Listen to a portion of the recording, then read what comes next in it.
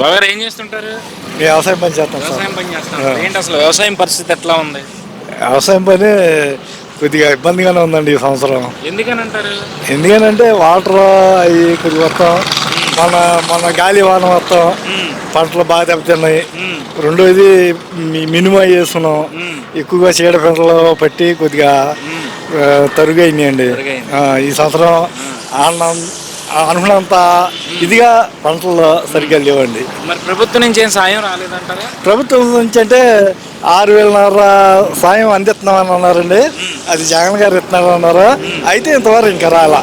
ఒకసారి కూడా రాలేదు అంటే ఈ సంవత్సరం మామూలుగా ఎప్పుడు వచ్చాయి వస్తున్నాయండి. అది ఎన్ని ఎకరాలు చేస్తారండి మీరు? నేను 2 ఎకరాలు చేస్తాను. 2 ఎకరాలు చేస్తాను సార్. సో మరి ఇప్పుడు ఈ 6,500 అనేది మీకు పెట్టుబడికి సరిపోతున్నాయా?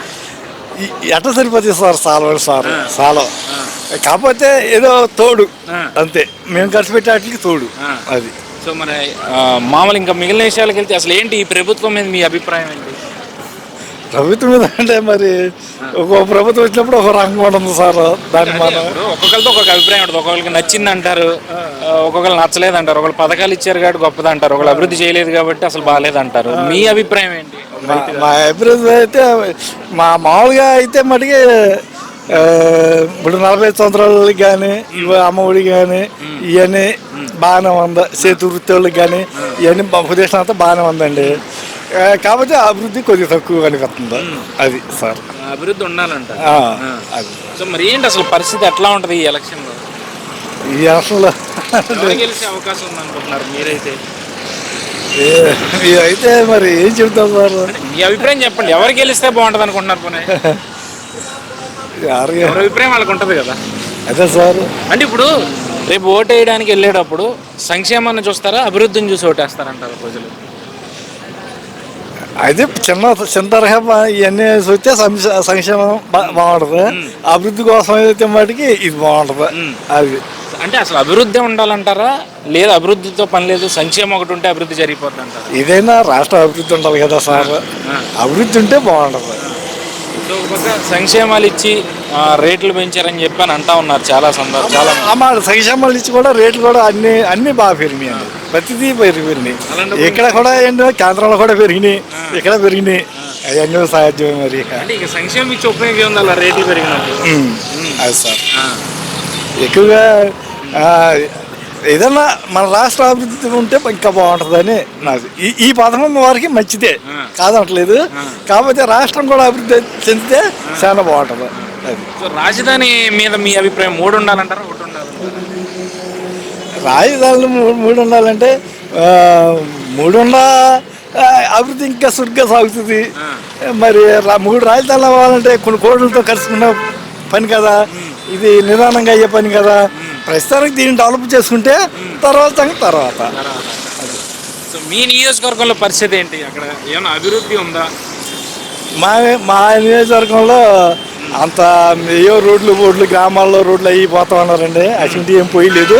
కాకపోతే సంక్షేమ పథకాలు అవుతున్నాయి. అదండి. సో ఎమ్మెల్యే అందుబాటులో ఉంటారు అక్కడ? మాకు ఎమ్మెల్యే అంటే జోగి రమేష్ గారు అండి, మంత్రి గారు. సమస్యల గురించి మాట్లాడటం తెలుసుకోవడం చాలా సార్లు వెళ్ళామండి. చాలా సార్లు వెళ్తే కొద్దిగా ఏమండి మా రోడ్లు బాగోలేదు, అవి బాగోలేదు, చాలా ఇబ్బంది పడుతున్నామండి అని చెప్తే ఇదిగో అదిగో అది కానీ దాటేసారండి. ఎన్నిసార్లు వెళ్ళినా కొద్ది ప్రయోజనం లేదండి. మార్చారు సార్.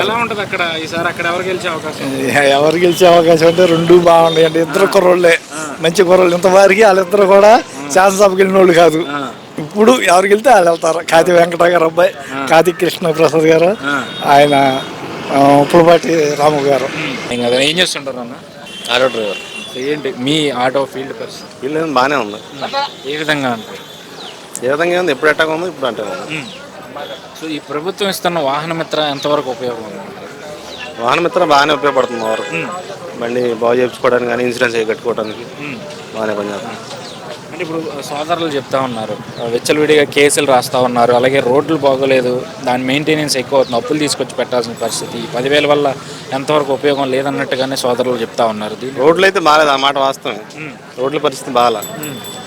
అయితే ఆ 10,000 మాకు ఉపయోగపడుతున్నాయి, ఏ మాట కామాటే బాగానే ఉంది. సో మరి ప్రభుత్వం ఇస్తున్న పథకాల మీద మీ అభిప్రాయం?